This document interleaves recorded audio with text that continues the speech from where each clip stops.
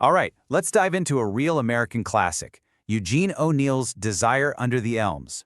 Now, this is a story of greed, lust, and family resentment that is so raw, it feels like it was literally clawed out of the earth. It all goes down on this lonely New England farm, and trust me, this isn't just some play, it's a searing, unforgettable tragedy. And this one line, wow. This line from the family patriarch, Ephraim Cabot, pretty much tells you everything you need to know. We are not in a world of forgiveness or second chances here. This is a place built on a really harsh, unforgiving Puritan idea where life is just one big test and the land itself is as stubborn and as difficult as the God they worship. You know, to really get the power of this play, you have to see it for what it is. It's basically a classic Greek tragedy, just plopped down on a New England farm. You have these characters who are driven by these huge, primal desires that they just can't control. And you can see from a mile away that they are on a collision course with fate. It feels completely inevitable, and you just know their own flaws are going to be their downfall.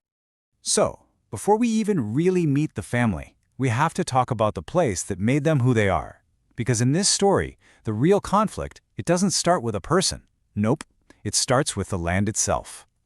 So this Cabot farm, forget any cozy, idyllic country picture you might have in your head, O'Neill makes it feel like this oppressive force. It's surrounded by these menacing elm trees that are described as looming over the house like sensual women. It's kind of creepy. This is a place that was built by sheer, brutal will, and it demands that same kind of hardness from anyone who wants to own it. And right here, this single piece of land sets up the whole conflict before a word is even spoken. On the one hand, you've got the 76-year-old tyrant Ephraim. To him, the farm is his masterpiece. It's a reflection of his own incredible strength. But for his sons, it's a prison. It's a monument to their misery and a constant, bitter reminder of their mother, who they're convinced was worked into an early grave on this very soil. Okay, so you've got this smoldering fire of resentment just sitting there, waiting. And then someone walks in and tosses a lit match right into the middle of it. And that match is Ephraim's new young wife, Abby. And boom, this is the moment the whole game changes.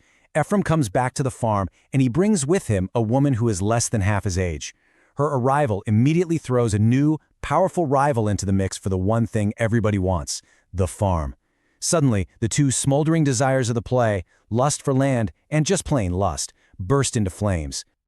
Now, it's crucial to understand that Abby isn't just some simple villain. It's way more complicated. She's a desperate woman.